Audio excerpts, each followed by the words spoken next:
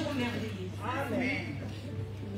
Pour moi, c'est pas je crois que aussi c'est pour toi. Alors, je nous invite à suivre quelques vidéos qui vont être affichées.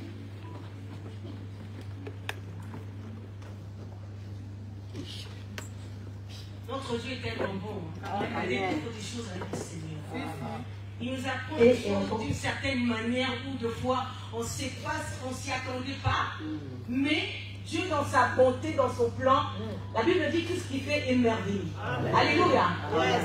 Aujourd'hui, nous allons parler de beaucoup de choses qui sont intéressantes. Suivons-nous. Dans l'esprit du grand public, il y a souvent une confusion sur le terme féminicide. Je suis Christelle Tarot, historienne des femmes et du féminisme.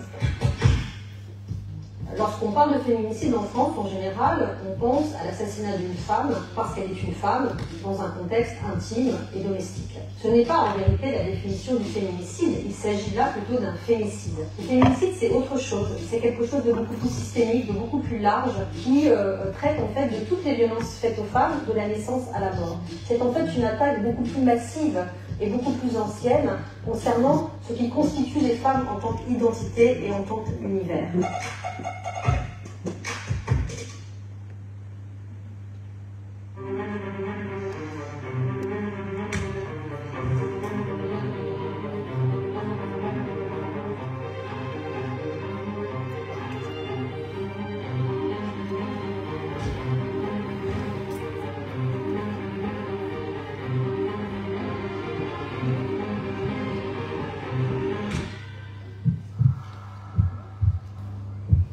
En France, une femme meurt tous les 3 jours sous les coups de son compagnon.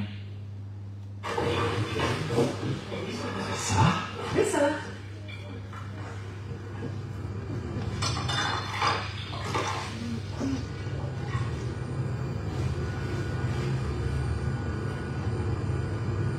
Victimes ou témoins de violences sexistes et sexuelles, des solutions existent.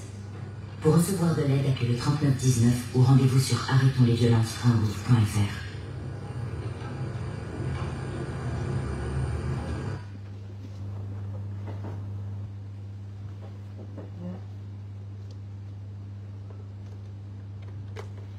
Non au féminicide. Amen.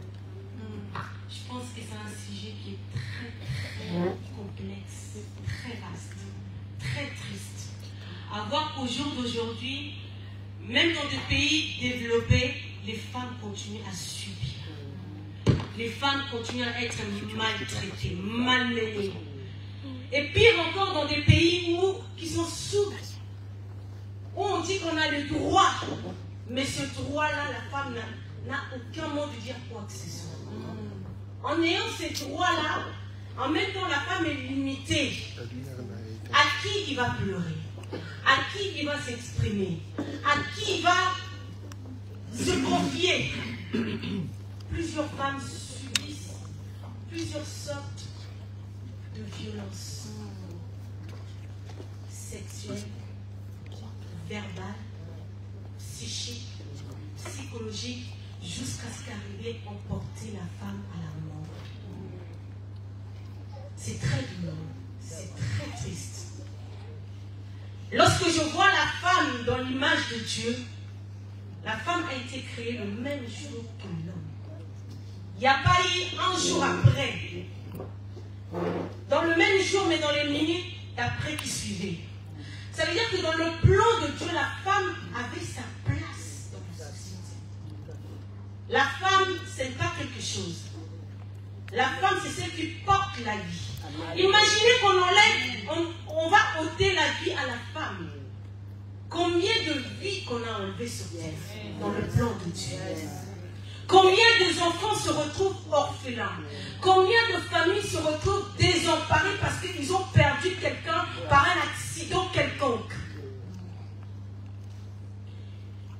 Et lorsque nous allons encore plus loin, dans les 10 commandements, il n'y a pas eu le commandement de l'homme et le commandement de la femme. Amen. Amen. Dans le plan de Dieu, on est tous égaux. L'homme comme femme. On est tous précieux dans la présence de Dieu. Et dans la société, la femme a sa place bien précise. ce n'est pas un péché. Ce n'est pas une pourriture. Ce n'est pas une chose. La femme, on se doit de le valoriser. Et la femme a le droit de dire non lorsque ça ne va pas.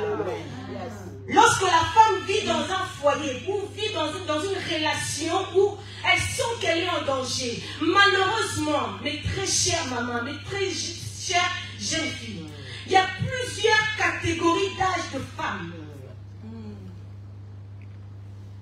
Lorsqu'on est dans des situations désemparées, on ne s'ouvre pas aux personnes qui sont autour de nous pour pouvoir nous venir en aide.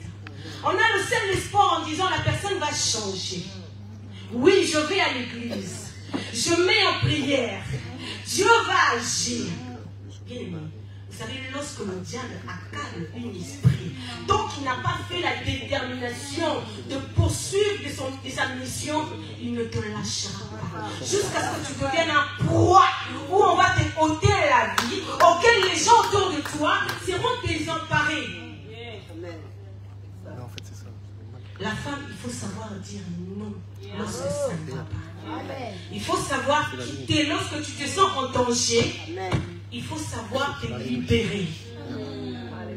Demander conseil au Seigneur, à Dieu. Et dire que Seigneur, qu'est-ce que tu veux de moi? Est-ce que c'est un chemin que je dois suivre? Plusieurs femmes souffrent, sont dans la souffrance.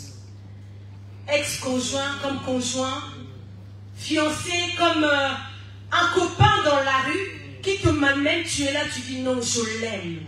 À un moment, il faut savoir dire non, oui, je l'aime. Vous savez combien de nombre de femmes qui perdent leur vie? Il y a 140 par jour. C'est énorme. Dans le plan de Dieu, nous sommes tous égaux. Tous pareils. À un moment, la société doit venir en aide. La société doit s'approcher et comprendre la souffrance de la femme. Jusqu'à quand la femme va continuer à souffrir? Jusqu'à quand on va commencer à perdre les vies qui sont utiles dans la vie? Combien de familles que nous détruisons? Combien de couples qui sont désemparés? Prenons conscience. Lorsque Dieu a créé, Dieu a dit, il nous a créés à son image. Dieu n'a pas créé la femme à l'image de l'homme. Nous avons été créés par l'image de Dieu créateur. La Bible dit tel qu'il est, tel que nous sommes. Ça veut dire que dans le pensée de Dieu, lorsque nous lisons les histoires de la Bible, bien aimé, la femme avait sa place à côté du Seigneur. Lorsque nous voyons plusieurs miracles qui ont eu à s'accomplir, la femme a été valorisée. Christ n'a pas dit que non, tu es moins que rien, mets-toi de côté. Mais la Bible dit que Dieu lui-même était là pour accompagner la femme à accomplir la mission. Mais ce n'est pas un homme qui va arrêter la femme. Désolé. On est tous égaux. Homme ou femme. Alléluia. Amen. Je demanderai aux chers papas, aux chers jeunes garçons qui sont là, entretenez des bonnes relations avec vos épouses. Valorisez vos femmes. Mettez-les au premier rang. Qu'elles sont là. Lorsqu'il y a un conflit, apprenez à parler. Confie-toi à ta femme et mettez Christ au centre. La femme a le droit de vivre. La femme doit avoir le goût de la vie. La femme doit avoir la joie de demeurer sur terre au lieu de ôter la vie à la femme. Elle n'est pas moins que rien. Elle n'est pas plus... ta chaussure n'est pas mieux que ta femme. Respectons la femme. Mettons la femme à sa place de dignité. Honorons la femme. Parce que la femme, c'est celle qui porte la vie. Alléluia. Amen. Imaginez si la femme n'était pas là. est-ce qu'il allait y avoir des multiples, on allait se multiplier? Non. Quand bien même l'homme est le chef de la famille, a le pouvoir. Alléluia. Amen. Je demanderai à tous les papas, honorer les femmes. Et les femmes, soyez valorisées. Amen. Dieu cherche les femmes de qualité, les femmes de distinction, les femmes qui pensent plus loin, les femmes qui dépassent leurs limites, les femmes qui vont au-delà. Ne te sous-estime pas. Peu importe ce que tu es, peu importe le rang de ta famille d'où tu viens. Dis-toi que moi, tu nommes ton nom, tu te regardes dans la glace en disant avec cette belle beauté, je ne peux pas partir en perte. Je suis là pour explorer la grandeur de Dieu. Alléluia. Je veux demander à la sœur Larissa, qui pensez-vous de ce sujet qui est tellement... Je ne sais pas qu'est-ce que tu vas nous apporter, mais... Waouh. Amen. C'est vrai que nous sommes des femmes, nous devons nous battre, mais il y a un problème, c'est que le féminicide cause des blessures. Et aujourd'hui, je vais parler des blessures. Amen. Je crois qu'il n'y a pas que des femmes, je pense que ça touche aussi les hommes. Je vais parler des blessures. Les blessures. C'est vrai que nous avons des blessures physiques. Si aujourd'hui quelqu'un se blesse, c'est facile, vous pouvez le voir. Mais alors, qu'est-ce que... Si une personne est blessée dans son âme, comment on le voit? Une blessure émotionnelle. Et c'est sur ça que je vais me concentrer en ce matin. Amen. Souvent, on a l'habitude de négliger les blessures émotionnelles. On se dit que oui, voilà, si on vous dit d'aller voir un psy aujourd'hui, beaucoup de gens diront non, moi je vais bien, c'est la folie ça. Mais pourtant, les psychologues sont là. Et beaucoup d'autres personnes sont là pour traiter d'un sujet très important qu'on oublie, les blessures émotionnelles. Alors ça sera un peu particulier.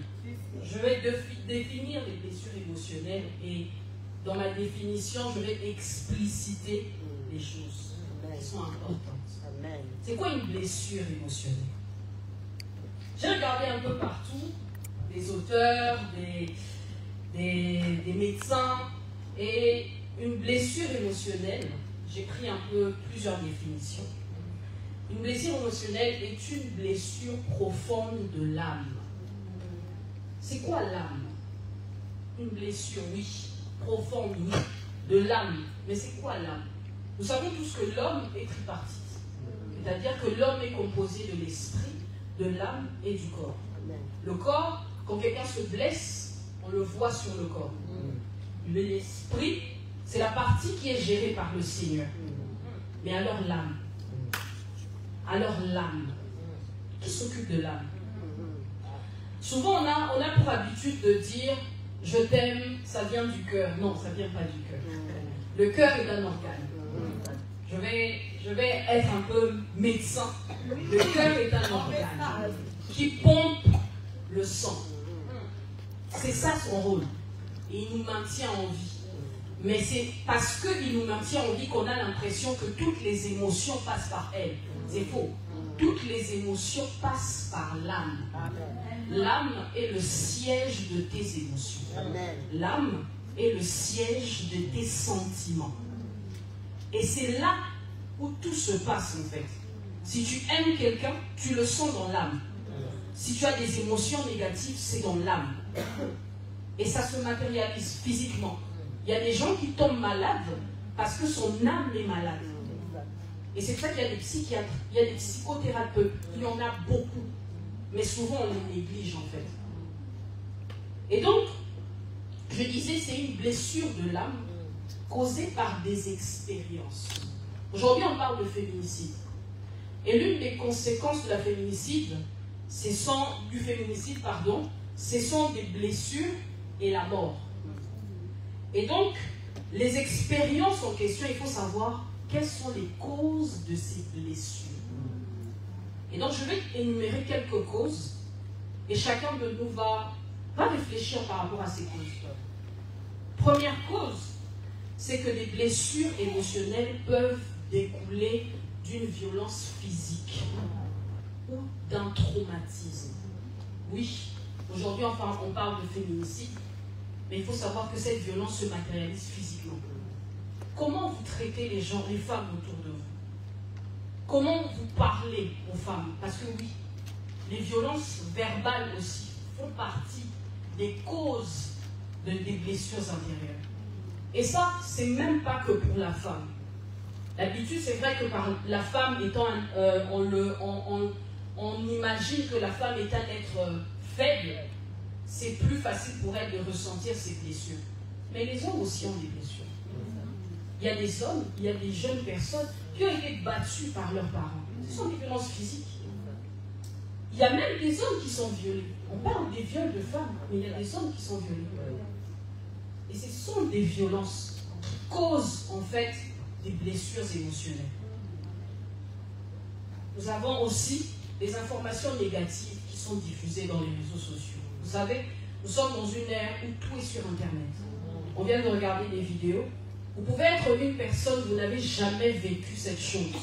Mais parce que vous ressentez ce que la personne a ressenti, ça vous laisse une trace.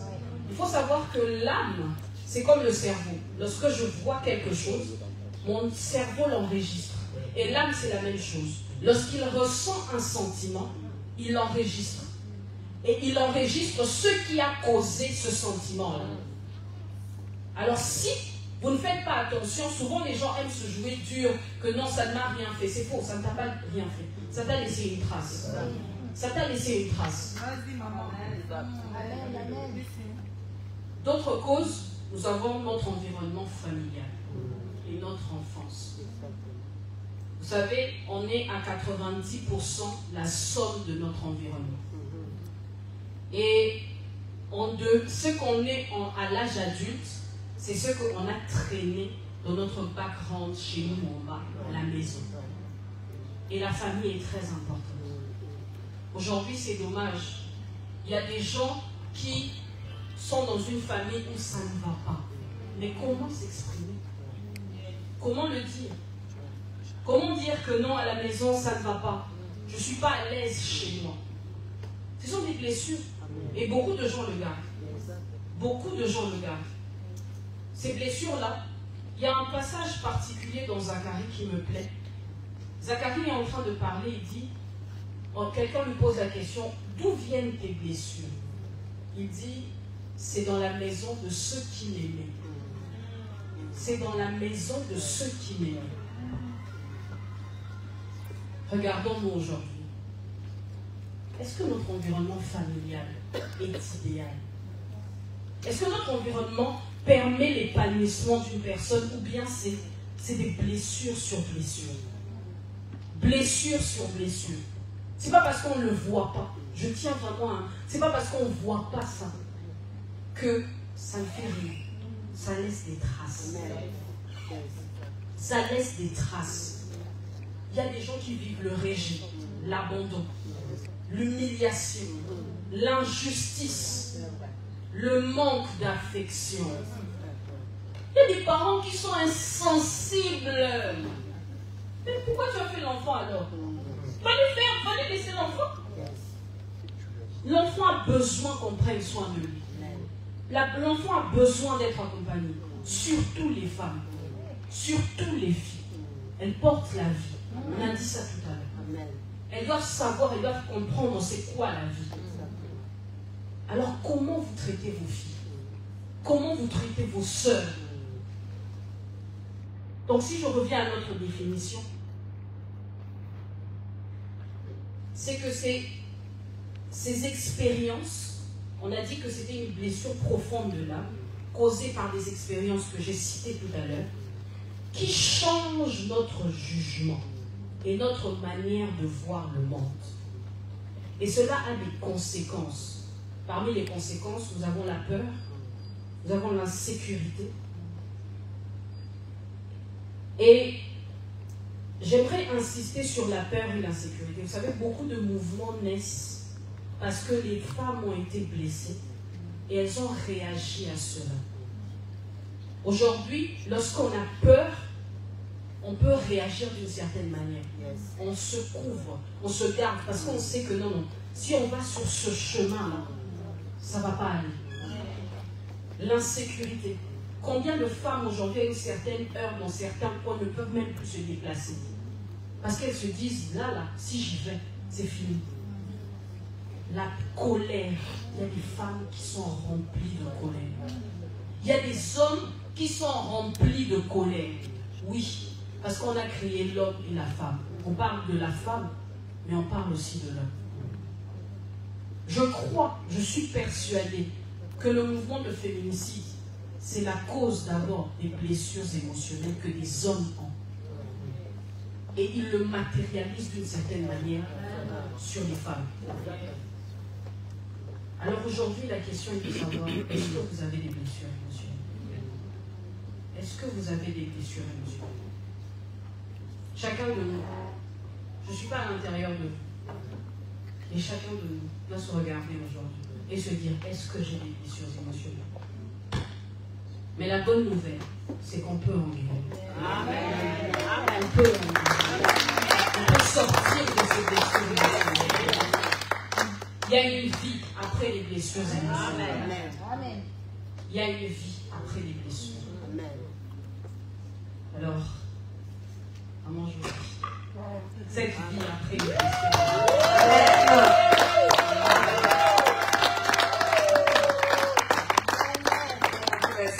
Ça, il y a une vie après la blessure. Amen.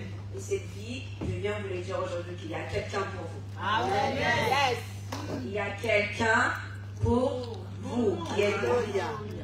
Et cette personne, il est capable de guérir cette blessure. Amen. Alors c'est pour ça que je viens dire ce matin aux femmes, il faut en parler. Il faut en parler.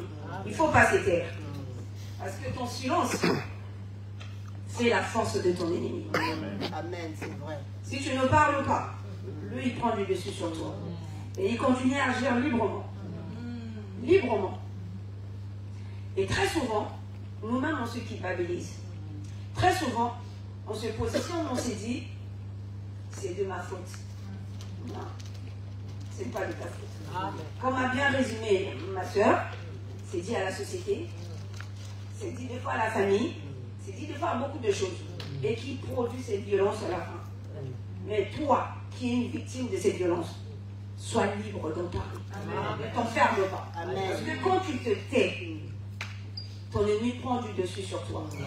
Alors j'ai essayé un peu de le classer par 3 catégories. Première catégorie de personnes à en parler, c'est son entourage. Et dans l'entourage, il y a la famille.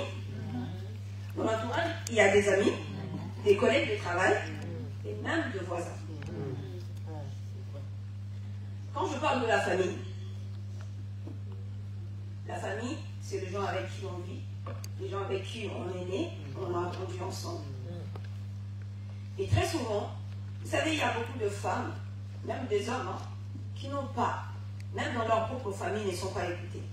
Par peur d'être jugés, par peur d'être condamnés, par peur d'être rejetés, et les gens n'osent pas. Et les gens s'enferment sur eux-mêmes. Mais il y a quand même les collègues de travail avec qui on travaille. Et ils sont peut-être à l'écart, et ils sont peut-être bien disposés à nous écouter. Et j'ai beaucoup d'exemples, si le média relais c'est là, si on va sur Internet, il y a des exemples, beaucoup sur Internet, qu'on peut relier à ça. Il y a des femmes qui ont été sauvées, parce qu'ils ont osé parler à leurs entourages. Et j'ai une histoire que je suis allée découvrir sur Internet. Il y a une femme qui était battue par son mari. Mais elle n'osait pas parler, elle gardait silence. Mais un jour, dans la discussion comme ça, elle a échangé avec sa collègue de travail.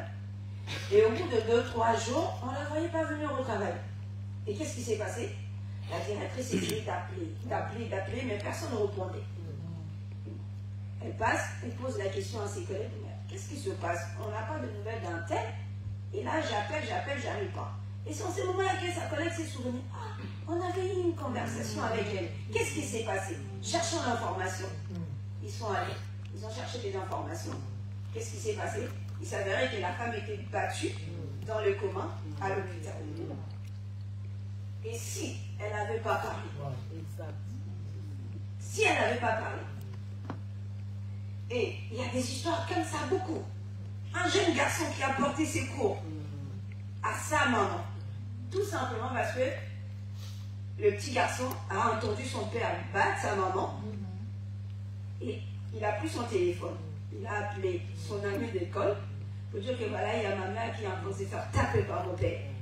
Et ce petit garçon-là, il a couru vers ses parents et les parents ont pris les téléphones, ont appelé la police et la police sont venus lui porter secours. C'est pour cela qu'il faut en parler. Il ne faut jamais s'y taire. Parce que cette violence, ça peut toucher tout le monde. Tout le monde. Donc, je suis allée encore dans la deuxième catégorie de personnes que je plaçais, les autorités compétentes. Quand on parle des autorités compétentes, on parle de la police,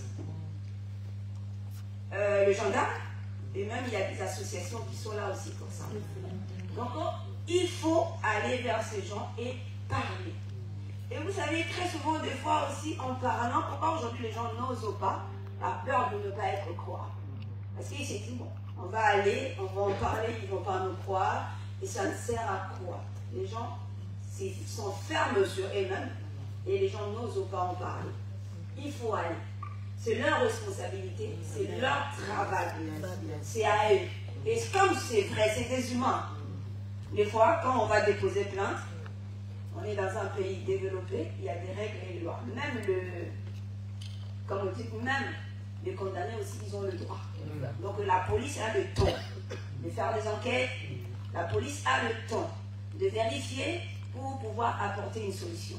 Et entre-temps, pendant ces temps-là, il peut s'avérer que beaucoup de femmes sont tombées. Ils ont allé au commissariat, déposé plainte, mais pendant le temps des enquêtes, pendant le temps que la police trouve une solution, il y a des femmes qui sont tombées sur le coup de leur conjoint.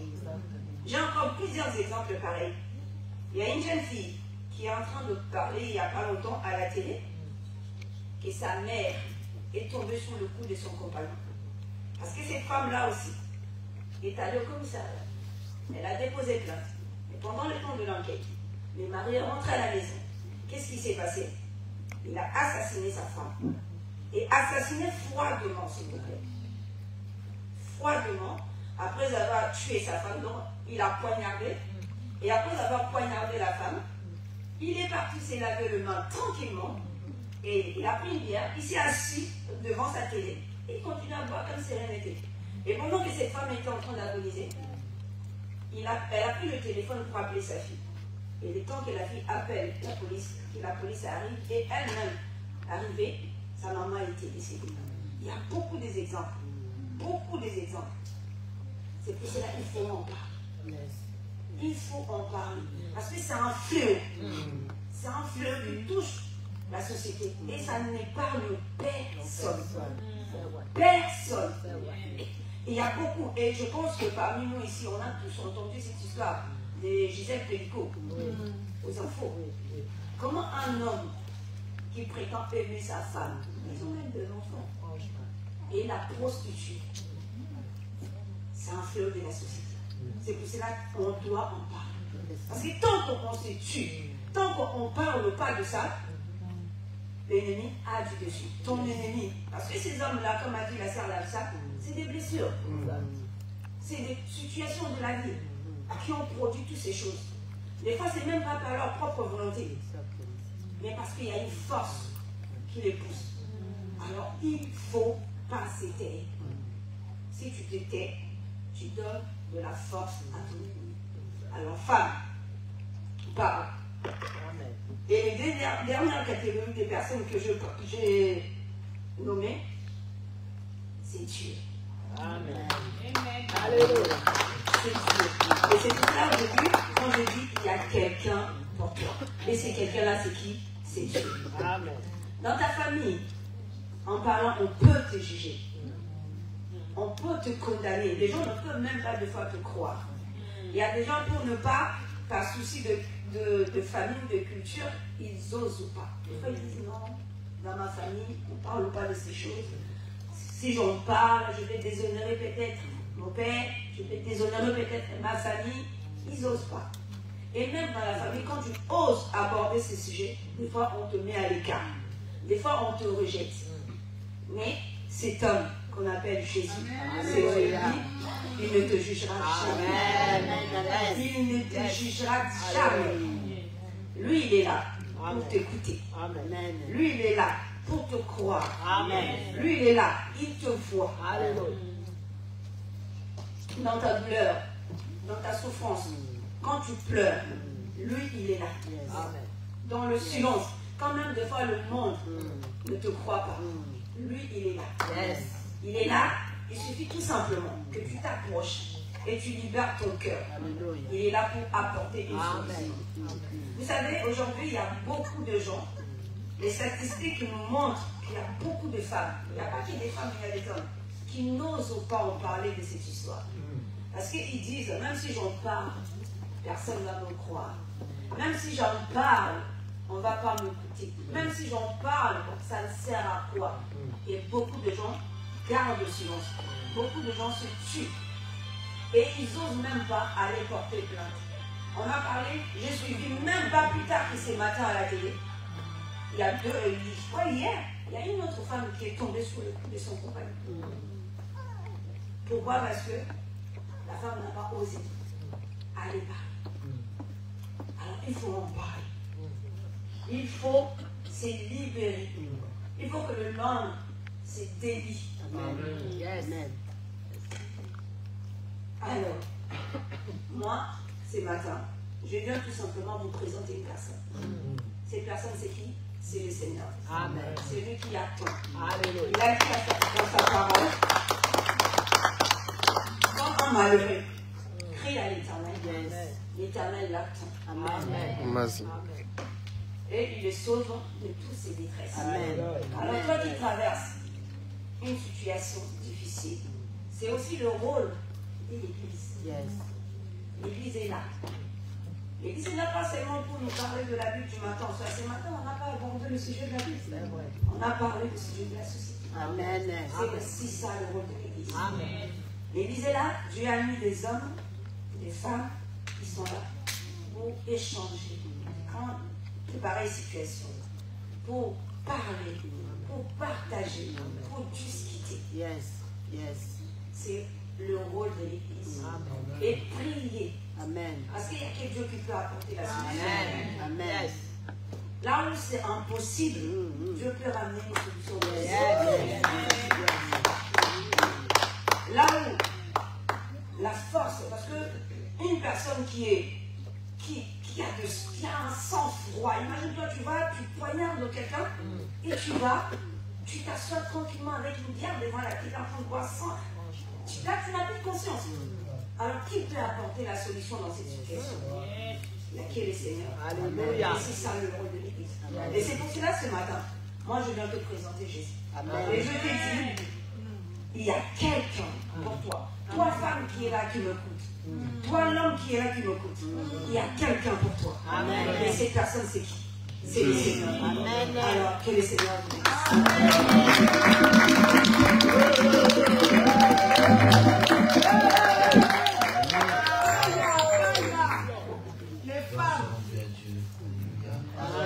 Nous avons voulu cette journée parce que le monde a décrété en disant que le 8 mars c'était la journée de la femme. Alors quand on parle de journée de la femme, c'est vrai que encore aujourd'hui c'est peut-être pas très bien compris. Ce n'est pas la fête de la femme, comme il y a la fête des mères, etc. Ce n'est pas la fête de la femme, c'est la journée où on parle des droits de la femme. Et nous avons voulu que l'Église ait ce rôle de parler de ces choses-là. Trop souvent, on croit que Dieu est loin de nous parce qu'on a l'impression que la Bible ne parle pas de nos problèmes. On pense que, si je peux dire, les musiciens de ce monde parlent le mieux de nos problèmes. Alors quand on a mal, on veut se consoler parce qu'on veut écouter telle mélodie, on veut écouter les paroles de tel ou tel autre artiste musicien. Et on se dit, Dieu peut-être ne connaît pas mon problème, Dieu ne connaît pas ma situation. Lui, il parle mieux de mon problème. Il utilise les mots il faut. Alors que je peux vous dire que dans la Bible, il y a tout, bien aimé. Amen. La Bible parle de tout. Yes. La Bible parle absolument de tout. Amen. Nous n'avons pas besoin forcément d'évoquer ici à la chaîne plusieurs versets bibliques. Et je crois que quand on parle de ce sujet, tout le monde se rend compte que c'est un sujet qui aujourd'hui parle à tout le monde. C'est un sujet qui n'a pas commencé aujourd'hui, mais avec la médiatisation, avec l'ère de l'Internet, aujourd'hui facilement, tout le monde devient reporter. Parce que quand le voisin est en train de battre le lait de sa femme, on peut filmer. Parce que quand dans la rue, une lycéenne, un collégien, une collégienne est en train de se faire agresser, on peut le voir. Et on le diffuse. Et le monde prend conscience, du moins pour ceux-là qui sont touchés encore, qui prennent conscience de ce problème. Un problème qui nous guette tous, un problème qui est très sérieux, un problème qui a plusieurs sources. Et quand ça commence, vous savez, les hommes, on a tendance à négliger. Et en fonction des langues de certains pays, on essaie de trouver des mots pour arrondir les angles. On dira, mais non, il est misogyne. Ça veut dire qu'il n'aime pas les femmes, il ne supporte pas les femmes. On va dire ça comme ça. Et je pense que celui qui est misogyne, il est déjà à l'école maternelle de demain devenir meurtrier d'une femme. Wow. Ça commence par des petites choses comme ça. Et la société va trouver des mots pour arrondir les angles, pour dire non, il n'est que misogyne. Il ne supporte pas les femmes. Et quelquefois, il faut le dire, malheureusement, c'est encouragé. Peut-être, je ne veux pas me lancer parce que je ne connais pas toutes les religions. Mais je dirais, je préfère le dire comme ça, c'est peut-être encouragé par peut-être l'interprétation de certaines religions. La manière dont certains l'interprètent. Quelquefois, c'est l'éducation. Faisons attention à la manière dont nous éduquons nos enfants. Pas seulement les femmes, mais les garçons aussi. À la maison, dans la famille, entre cousins, cousines, comment on présente la femme aux hommes? Comment on présente la femme à son frère? Comment on la présente? Quelle place on lui donne? Comment on s'adresse à elle? Comment on se comporte vis-à-vis d'elle? Comment on la traite? Et aujourd'hui, je crois que surtout ceux qui ont une scolarité ici, ça commence très vite. Très vite. Je ne veux pas être là pour juger pourquoi on peut s'habiller de telle ou telle manière. Il y a tellement de modes aujourd'hui, et on le voit. Il y a des choses, il faut le dire, parce que c'est des valeurs, parce que c'est la Bible, il y a des choses qui sont inacceptables dans l'accoutrement de certaines filles, tout comme dans l'accoutrement de certains hommes. Mais remarquez que la société va toujours pointer du doigt la fille.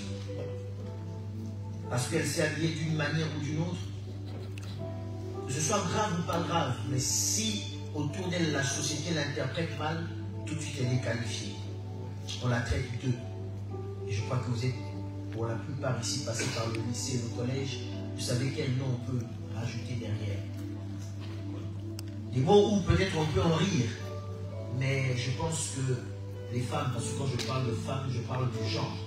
Je ne parle pas seulement de celles qui sont mariées. Le féminicide, ce n'est pas seulement celles qui sont dans le mariage. Je parle du genre. Je pense que ces femmes-là enregistrent. Ça leur marque. Et quelquefois, ça peut développer certains caractères. Si aujourd'hui on voit des femmes descendre dans les rues avec des pancartes en train de revendiquer les droits, c'est parce que quelque part on leur a privé les droits. Si elles avaient les droits, je ne pense pas. Je ne pense pas qu'elle allait les revendiquer autant. Et quelquefois avec même de la rage. Et quelquefois même de la haine. Parce qu'on leur a privé, on leur a écrasé. Je pense que c'est le rôle de l'Église d'en parler aussi. L'Église doit se ranger derrière ces femmes qui souffrent. Peu importe leur âge. L'Église doit être là pour dire que la femme a des droits. Nous les hommes, s'il y a quelques versets que nous connaissons bien et que nous maîtrisons bien, la Bible dit que la femme doit être soumise. Même celui qui ne va pas à l'église, c'est parmi les versets de tous les hommes, moi y compris, de tous les hommes, nous aimons avoir dans notre... Et à chaque fois quelque chose, c'est parmi les flèches qu'on dégaine. La femme doit être soumise. Qu'est-ce que ton pasteur, qu'est-ce que votre église vous apprend? Je ne sais pas ce qui se dit dans les autres églises, mais dans cette église, on n'a jamais dit qu'il fallait écraser la femme. Et on ne le dira jamais. Dans une église, on ne dira jamais que l'homme a le droit de vie ou de mort sur une femme. L'homme a le droit d'insulter une femme, de la rabaisser, de l'écraser.